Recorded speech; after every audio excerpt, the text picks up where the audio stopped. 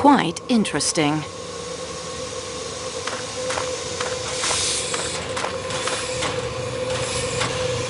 Belgrade Station. Not quite the splendor of Sakeki, but it is practical and serves its purpose well. Belgrade Station. Not quite the splendor.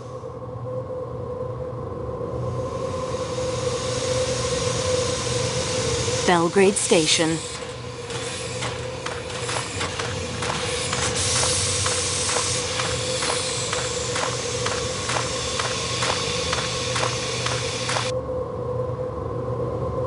Belgrade.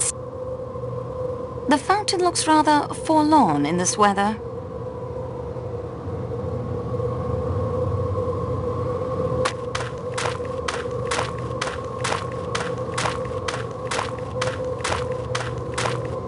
Bloody awful weather.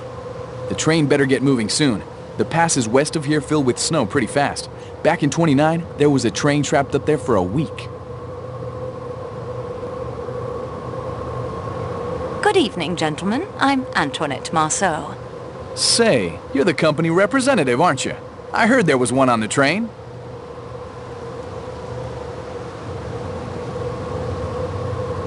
I don't suppose either one of you has seen a side of bacon lying about. Can't say that I have. Yes, well, I've all the fresh air I need, if you'll excuse me. I'll be getting along then, too. Don't want to hold us up.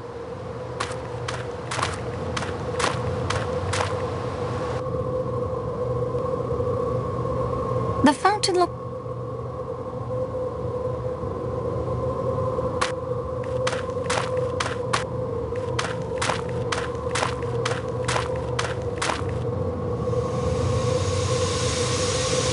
The architecture of the station is unremarkable, to say the least.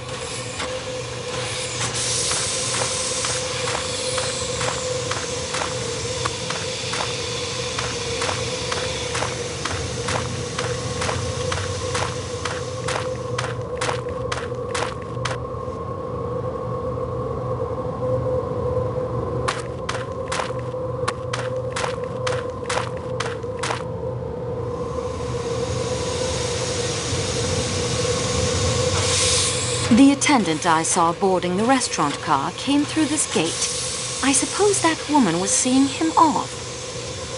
The attendant I saw...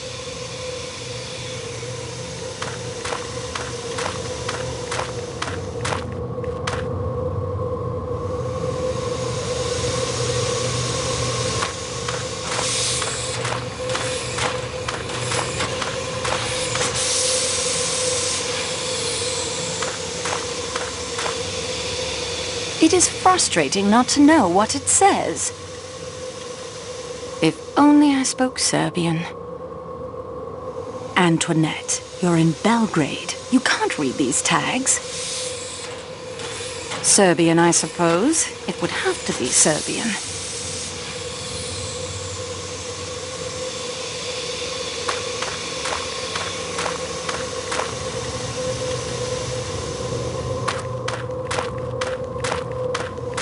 This is our company representative from Istanbul? A woman? Mademoiselle Marso, this is Tayyip, our engineer. Can you read Serbian? A little. The manifests from Belgrade are in Serbian. Could you read some tags on the Prague luggage truck for me? Yes, of course.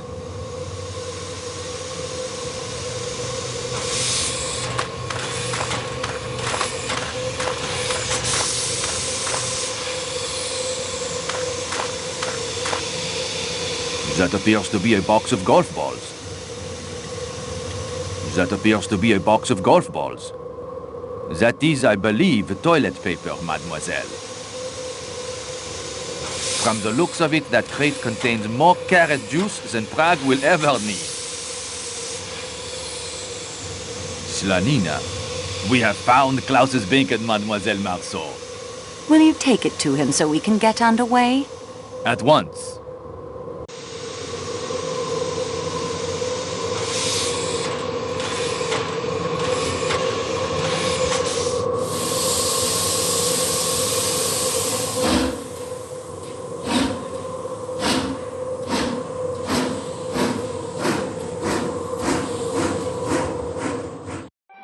I do not protest the addition of you in my room, miss. You have helped me, and I am glad of the company, and I am a Christian lady whose heart is filled with charity. Fine, that's settled then. But I have already been picking out the lower bunk for me, because I am afraid of the heights and the sudden stops of trains, and I would not like to return to the children broken. The upper bunk will do fine for me. I'll look forward to the adventure. And now, miss, excuse me, please. I will go to the WC, as you call it. I was educated in England, but I'm French. Oh? I was educated in Sweden, and I'm Swedish. You call it the toilet? Am I going to the toilet? Mademoiselle Olsen, how you spend the next few minutes of your life is entirely your own private affair. Yeah, it is.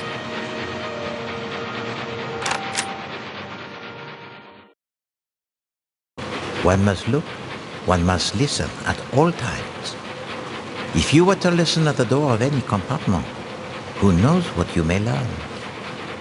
I'm still not sure I agree in principle, but perhaps I'd best give it a go.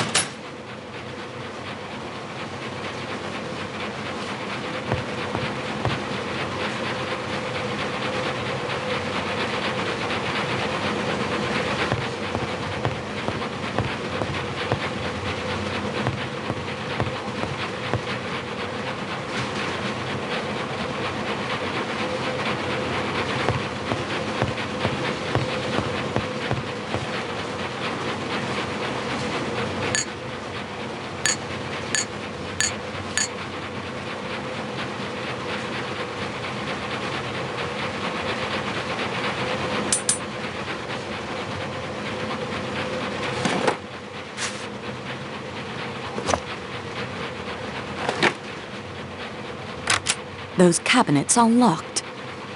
Those cabinets are locked.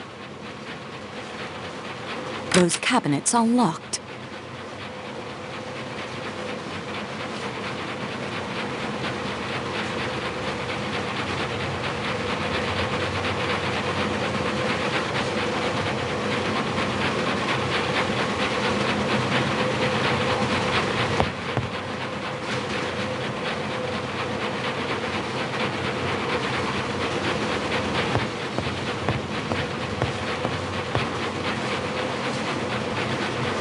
I would expect nothing less than this exquisite work on the most luxurious train in the world. I would expect nothing less than this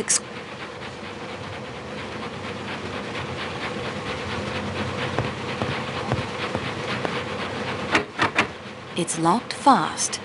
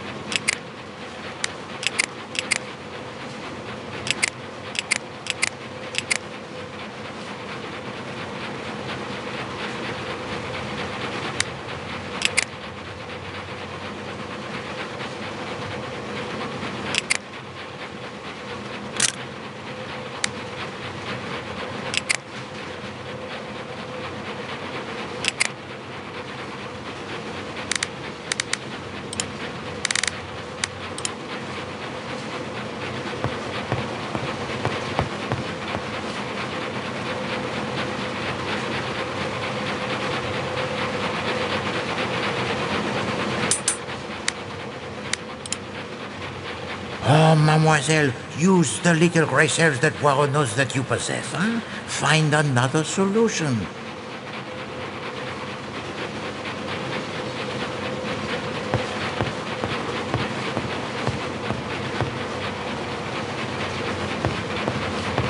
I enjoy winter, but only when I can look out at it from the comfort of a room with a fire crackling in the fireplace.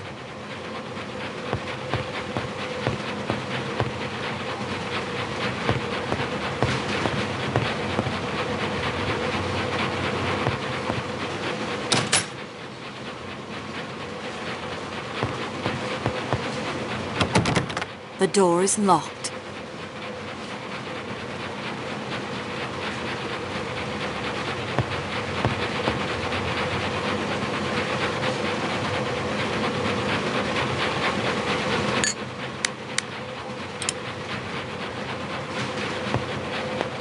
That guy is the most stuck-up human being I've ever met, even for an Englishman.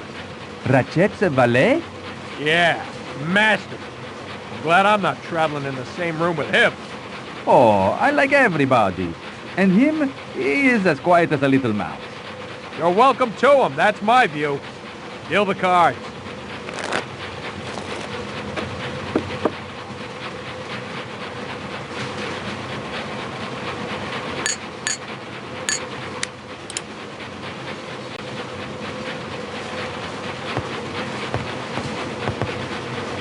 But look here, Colonel, your policy in India is obviously self-defeating. You can't keep it as a colony forever, you know.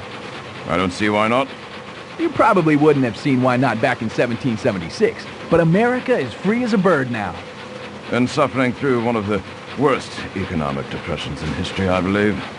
You're not seriously suggesting that if the United States had remained a colony of England, we could have avoided a depression? I don't see why not.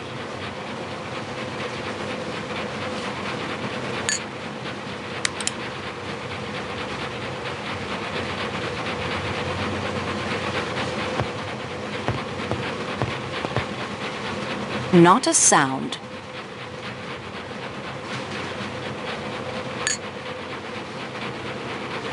You presume that this would be the choice of Poirot? I think not.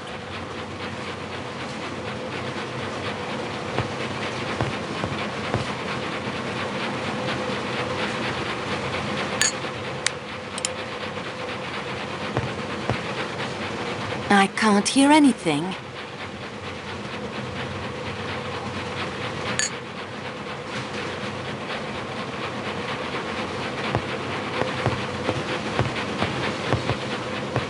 It's completely quiet in there.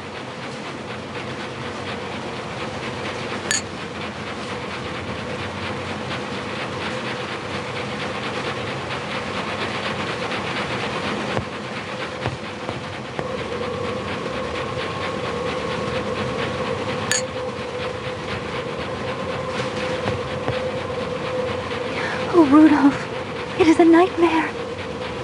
I know how hard all of this is for you. The only good thing about nightmares is that eventually we wake up. Will you help me to be strong? You are stronger than I, dearest. You have been through so much more.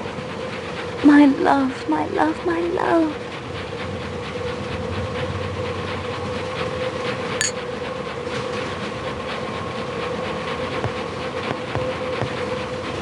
I can't hear anything.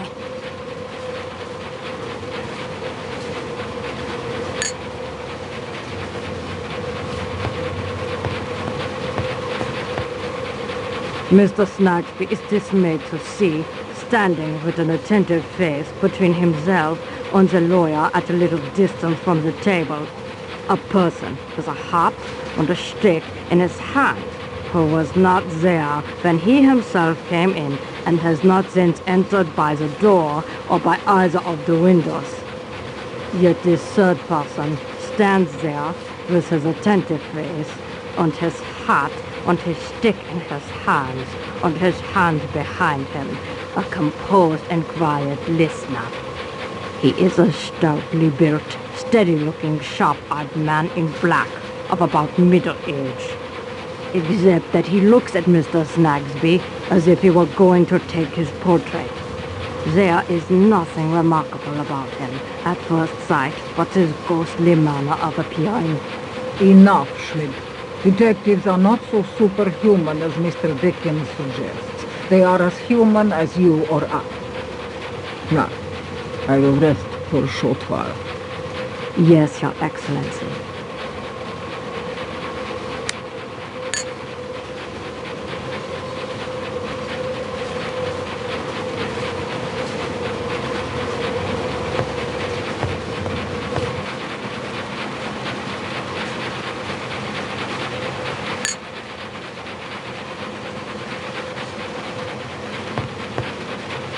Not a sound. Mademoiselle, what are you doing? Michel, you startled me. I'm testing. Monsieur Boost tells me there have been complaints from passengers that the compartments are not as soundproof as they might be, so I am testing to see if improvements can be made. You are certainly being very thorough, mademoiselle.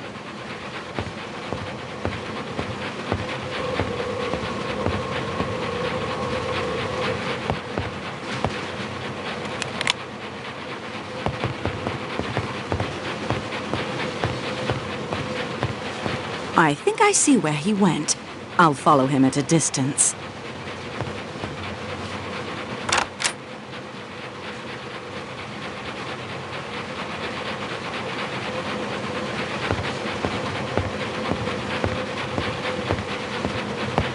Were you following me, Mademoiselle Marso?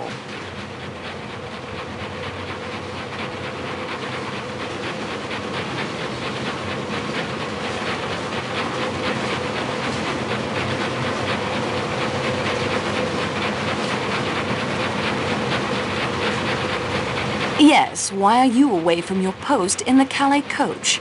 I was collecting some biscuits and an extra blanket for Princess Dragomirov. Ah, good. That is the explanation, then. May I suggest you return to the Calais coach, mademoiselle? I'll lock up here. Yes, of course. Thank you.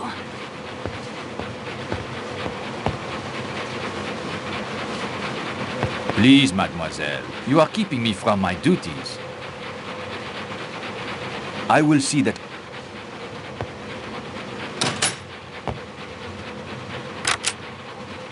Pardon me, mademoiselle.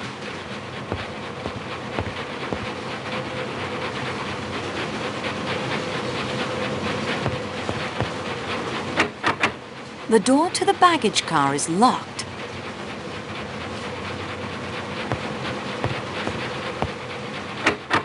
The door is locked. I would expect nothing less than this exquisite work on the most luxurious train in the world.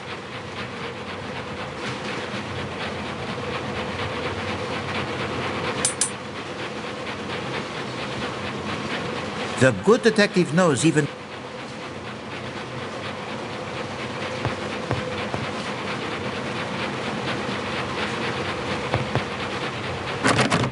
It's locked fast.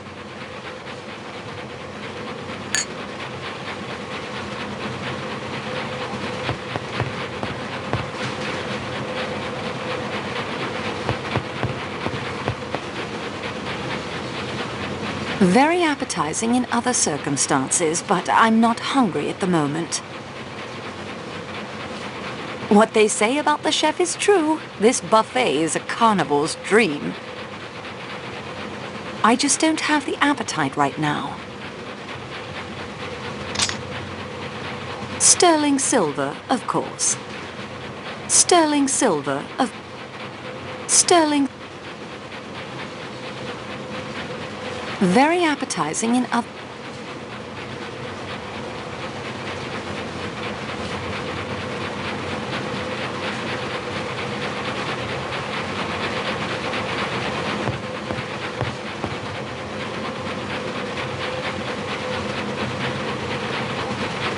I would expect nothing...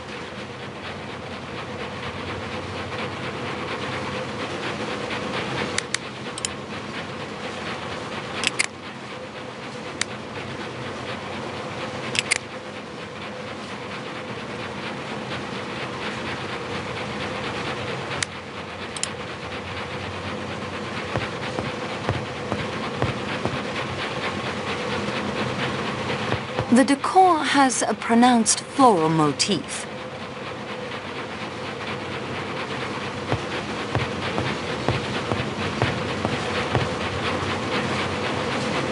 These etchings are masterful.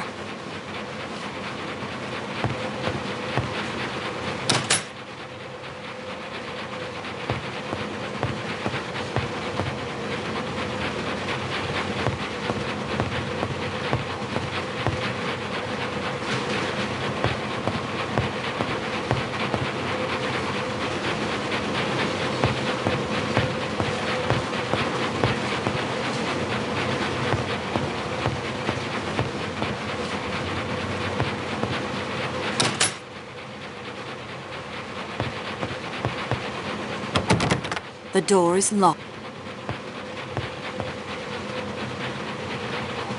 I think I've heard all I can.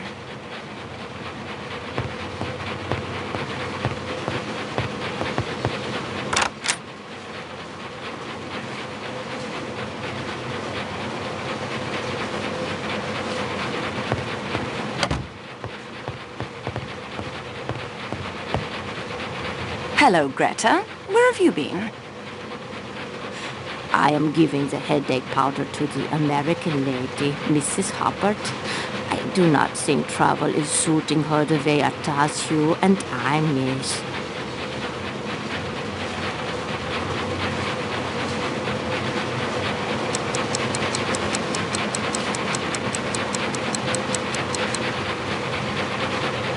Oh, you must not trouble yourself with me.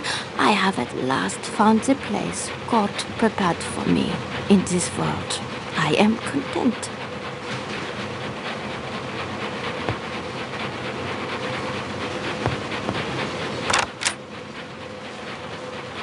I think I've heard. I think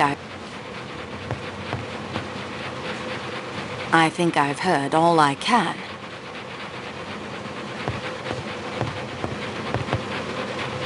Whatever you're reading appears to distress you. It doesn't matter. I should return to my sleeping compartment.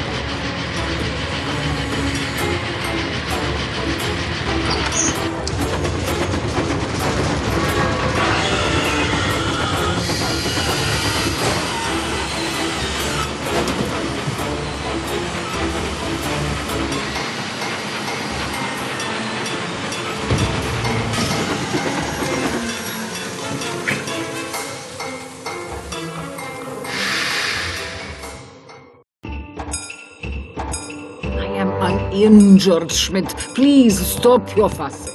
Everyone, please. The pass is blocked with snow. Nothing more. Nothing more, he says. Nothing more? I can tell you there will be plenty more when I get in touch with my attorneys. American trains don't slam on the brakes in the middle of the night. I expect they would if they were about to plow into a wall of snow. I am afraid we may be here for some time. But this has happened before. Happened before, has it? What kind of a way is this to run a railroad, I ask you? At least the worst is over.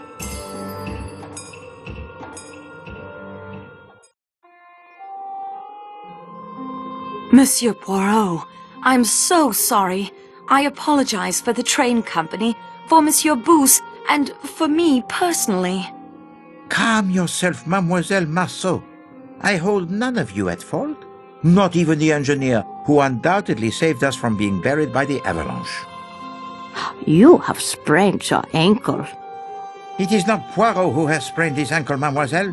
It is the train who has sprained it. Yeah, the reason I do not sleep in the upper berth is to avoid pain. Perhaps I should have slept on the floor. Thank you both for your attentions. If you would now please to allow me to suffer alone. If you like.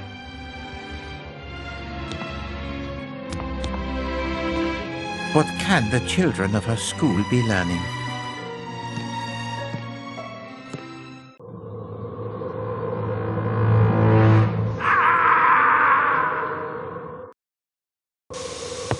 Was that a cry?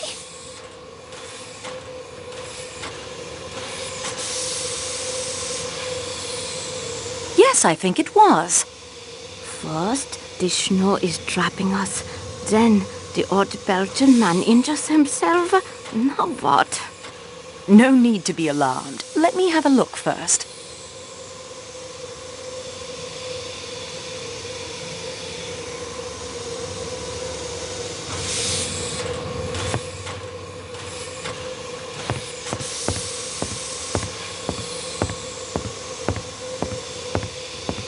Ce n'est rien. Je me suis trompé. Bien, monsieur.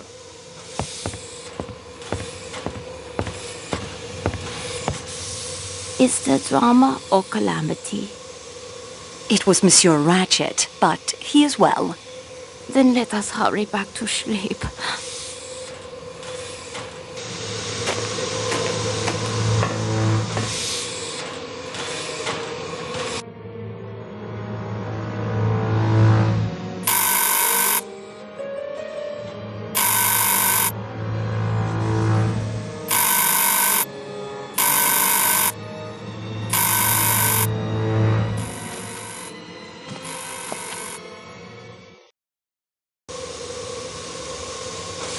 She's deeply asleep. I'd even hazard to call it the sleep of the just.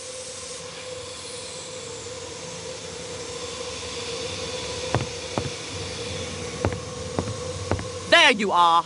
I've been ringing and ringing. I beg your pardon, madame. Voulez-vous quelque chose? You require? There is a man in my compartment. But madame, as you can see, there is nowhere a man could hide himself. I woke up and a man was there. I felt it. You say yourself, madame, that your door was bolted. How did he enter? How did he depart? Avalanches, intruders. What's next?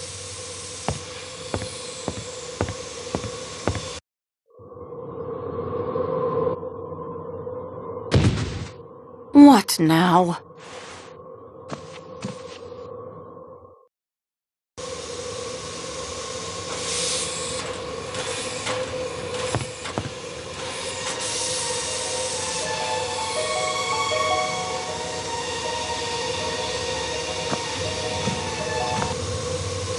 I should try and figure out who that person in the kimono was before I go back to sleep.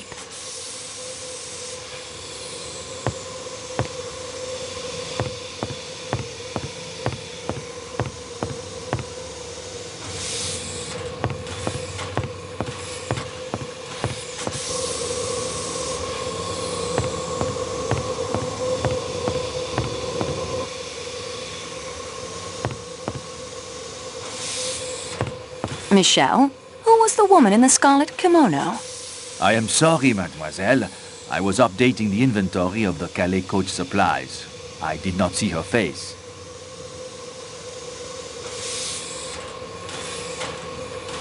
Has anyone been up and about?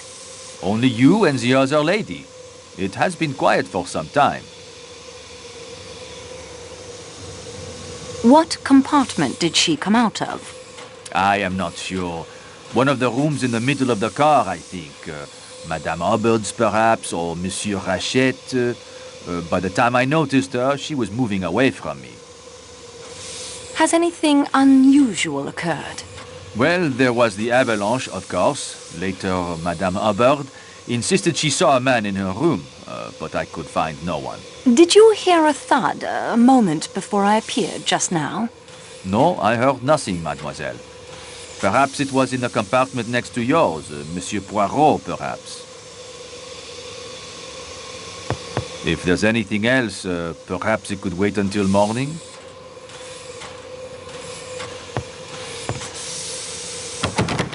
It's locked fast.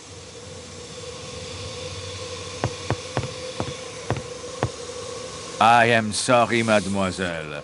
As I'm certain you know, regulations require that the doors to other wagonlets be kept locked, so that passengers without through tickets may not change cars.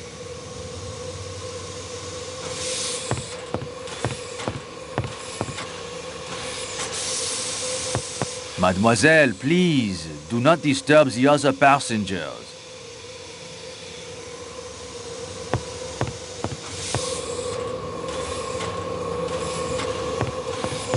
Mademoiselle, Mademoiselle. Mademoiselle, please.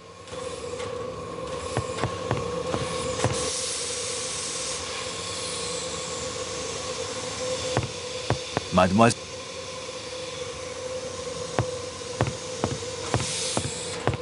Mademoiselle.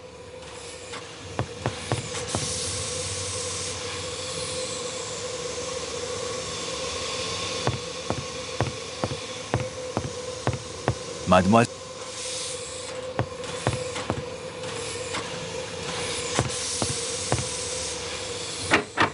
The door is locked.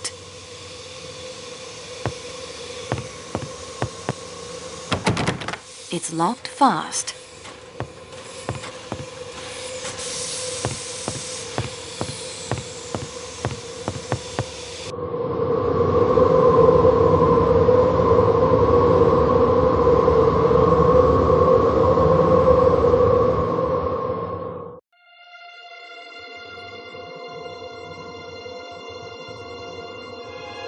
My daughter said it would be the easiest way in the world. Just sit in the train till I got to Paris. But now we may be here for days and days. And my boat sails day after tomorrow. How am I going to catch it now? I can't even wire to cancel my passage. I feel too mad to talk about it. My sister, her children wait for me. What will they be thinking? They will be thinking bad things have happened to me. I have business in Milano. A very rich gentleman with his eye on an Alfa Romeo designed by Enzo Ferrari himself. If I am late, I may lose the sale. Say, you never said what line you were in. That is very true. I didn't. We may be here for days.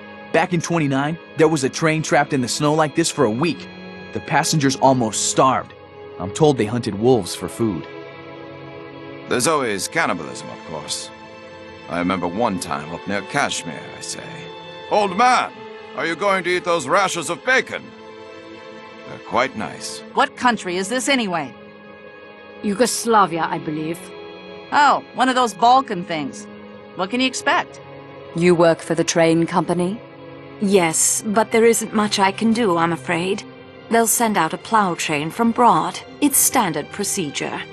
I don't blame you. There's nothing anyone can do. Monsieur Poirot is right, Mary. Oh? He said you are the strongest character among us. I agree. Oh, no. No, indeed. I know one far, far stronger than I am. Who? Michel, you look almost ill. What is wrong? Pardon-moi. Mademoiselle Marso, Monsieur Poirot requests you come to his compartment at once.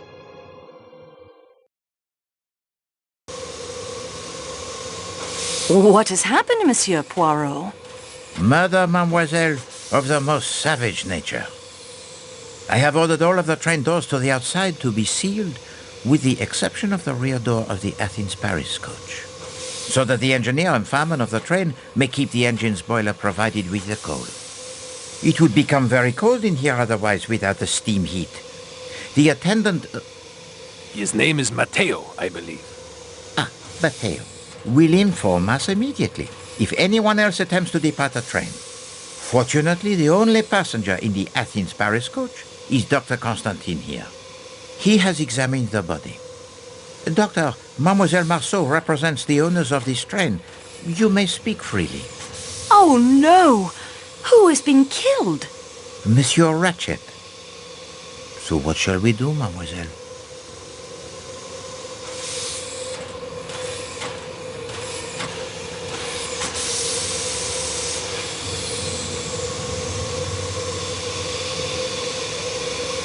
Monsieur Poirot, I appeal to you. We cannot wait for the Yugoslavian police. They will detain us all for weeks while they trample evidence and bluster about with no idea how to solve a murder. Ah, if only we were in Greece. Take command of the investigation. Oh, must I?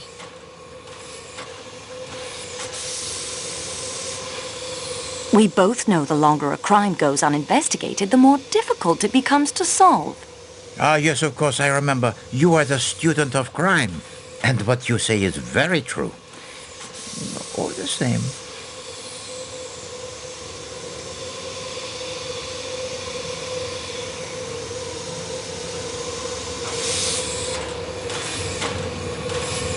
You can be on your way to your important case in England.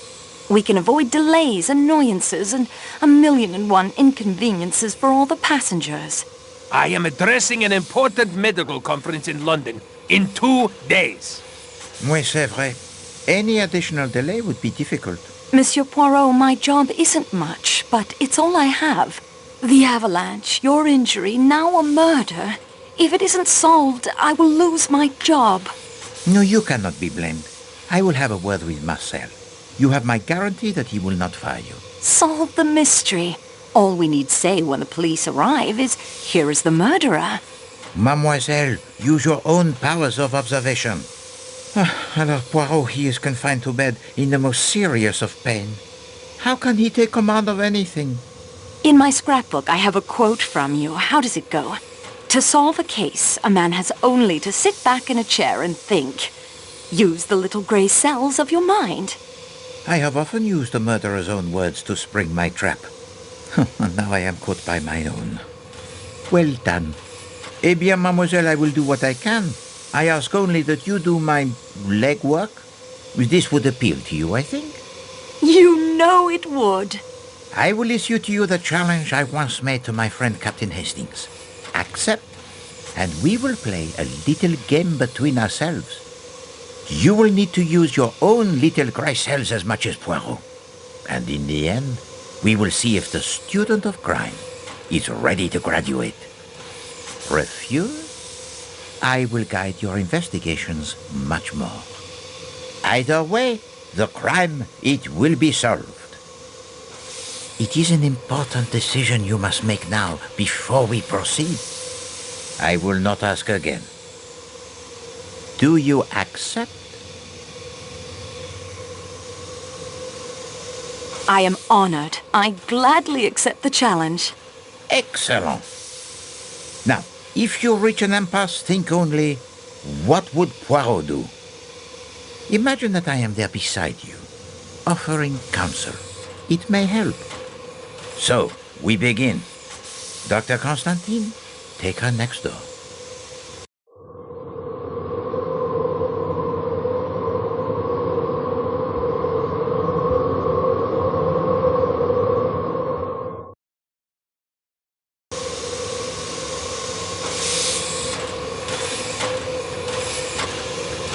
Oh, dear. Someone must have stood there and stabbed him again and again. There is something in the pocket of his pajamas. Something heavy. I did not disturb it. Egg. 115. That agrees with my calculations.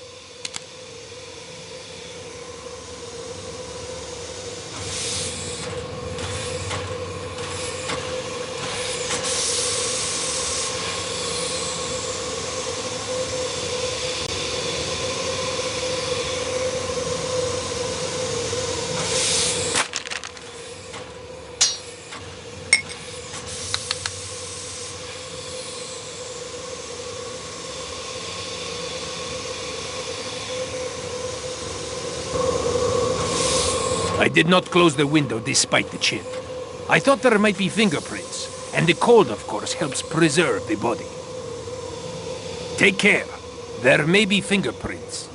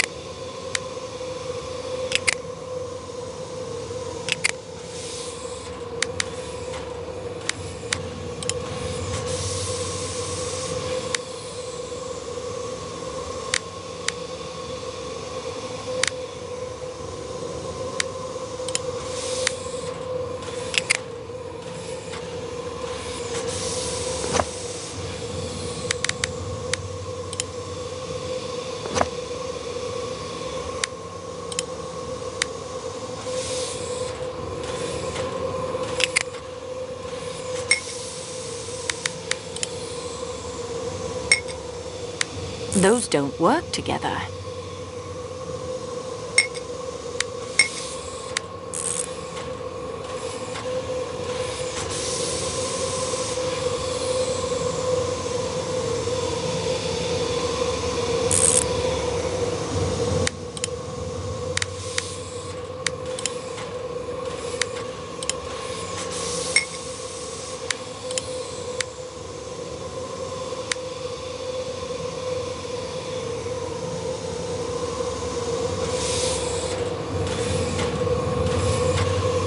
Quite interesting. Quite interesting.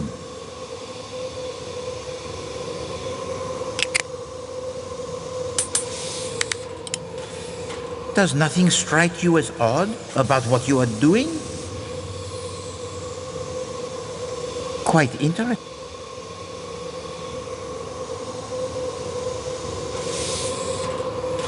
Quite interesting.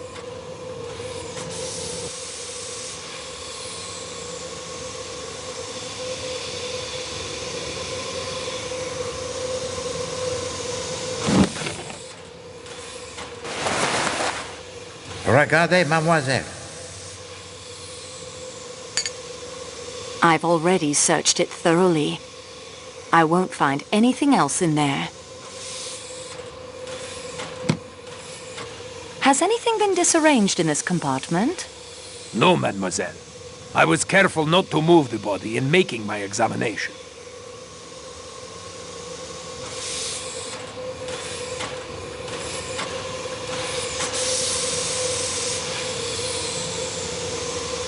The man was armed? It is bizarre. Why did he not defend himself?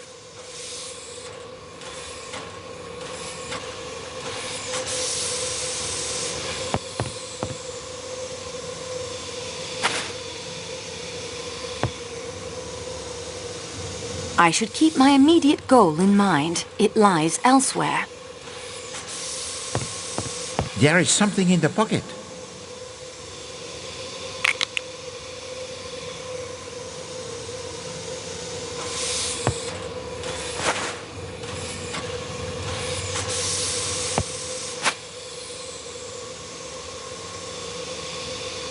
That isn't the best place for me to go at the moment.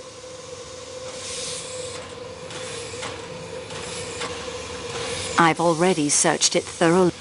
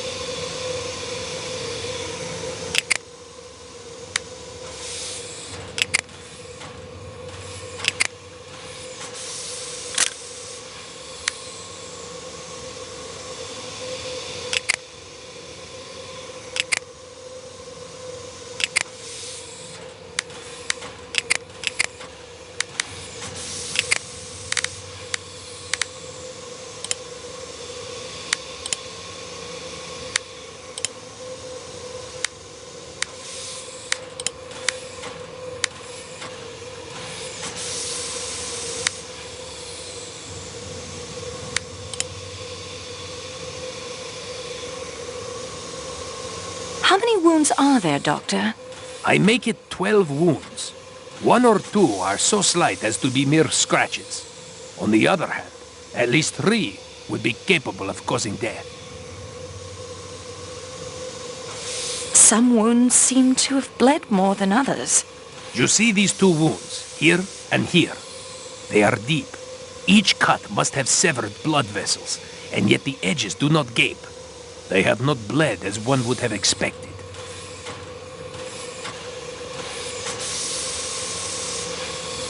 Ratchet was already dead when those were delivered? Some little time dead. The murderer returned to make certain Ratchet was dead? The idea is an absurdity, of course. Even one with no medical knowledge would have been able to tell the man was already quite dead.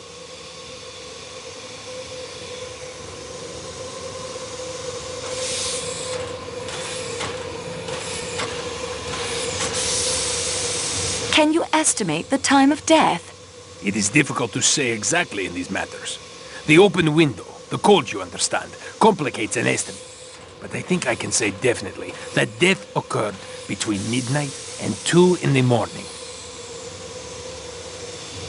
The wounds are scattered all over the torso. Yes, and you see this wound here, under the right arm, near the right shoulder. Could you deliver such a blow? I have a pencil if you would like to try it. That won't be necessary. How do you account for it? The murderer had unusually long arms. Please let us not stray into the land of Poe with his murderous apes stuffing young girls up chimneys. I know something of apes. They kill by pummeling or crushing, not whittling away at their victim. Ratchet thrashed about as he was dying? On the contrary, he lay completely composed. The bedsheets are not disarrayed at all. A left-handed murderer could strike there easily. But of course, that blow was almost certainly struck with the left hand. Yet some of these blows are just as obviously right-handed. Tell me something about the force of the blows. Some were struck with a terrible ferocity as to drive the knife through hard belts of bone and muscle. Yet others seemed to be haphazard and at random, glancing off, doing hardly any damage. Someone striking with their eyes shut? In a blind frenzy? And struck so many times with their eyes closed to make sure they had managed to hit a vital organ or two? Perhaps the killer was uncertain at first, then was overcome with a bloodlust. Or perhaps the killer tired of his exertions, weakening, yet still enjoying himself too much to leave off. Could there be two murderers? Perhaps. Some blows could have been struck by a strong man or very athletic woman. Others are weak, a frail woman, perhaps. Doctor? Yes, Mademoiselle Marso?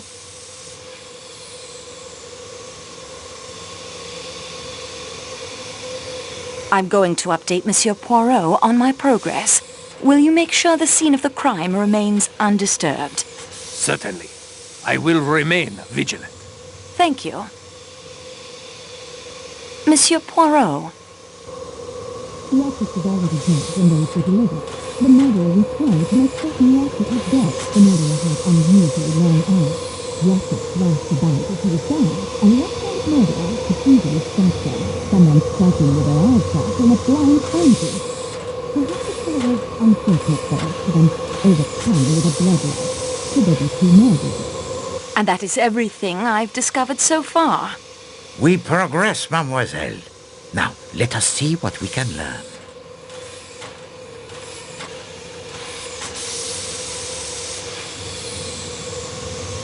The box of matches suggests the round one belonged to Monsieur Ratchet. I concur. The wounds tell too many different stories. Oui, the matter begins to clear itself up wonderfully.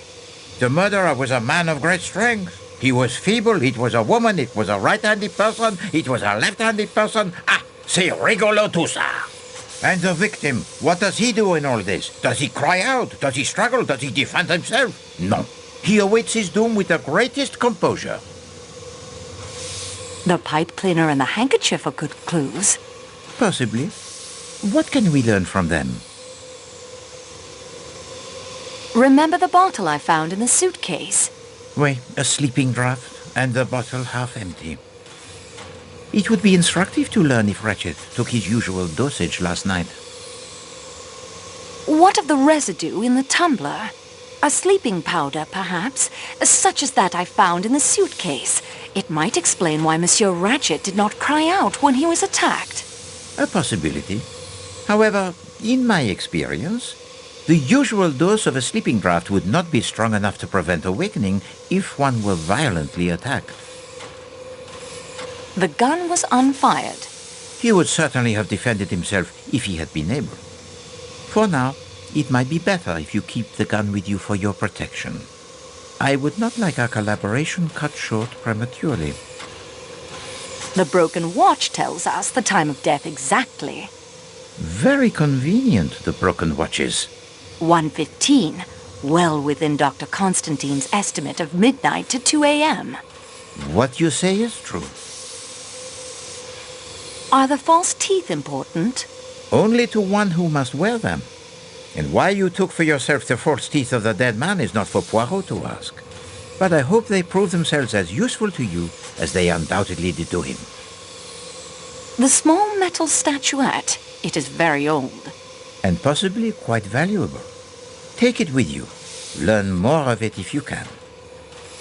The footprints outside the window are important. What did they say to you? The killer may have fled the train. And gone where? Still, they must be investigated. I found only the cigar in the ashtray. No pipe. Certainly, this is a clue masculine. Monsieur Ratchet smokes the cigar, lighting it with a round match, and someone else, still to be determined, smokes the pipe, lighting it with a flat match. The letter H can help us find the owner of the handkerchief. A clue feminine, so dainty, and to have the letter embroidered upon it is so convenient. One cannot complain of having no clues in this case. If a man killed Ratchet... After the sociable smoke? Then the woman came in later, not noticing he was dead, and attacked him as well. Also, not noticing that she had dropped her handkerchief. Very fortunate for us that she was so unobservant. Merci, mademoiselle. Unfortunately, the report, it is not yet complete. There are still clues to be found, mademoiselle. Search carefully. Continue the investigation and do not be afraid to go over the ground you have already covered.